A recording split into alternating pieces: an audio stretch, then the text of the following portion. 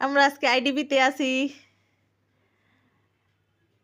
অনলাইনে ক্লাস করে ল্যাপটপ একটু নষ্ট হয়েছে, তো আইডিবি থেকে কেনার একটা সুবিধা আছে, ওরা কিছু হলে আবার ঠিক করে দেয়। তো আমরা অনেকটা ঘুরতে ঘুরতে 4 তলায় উঠে গেছি।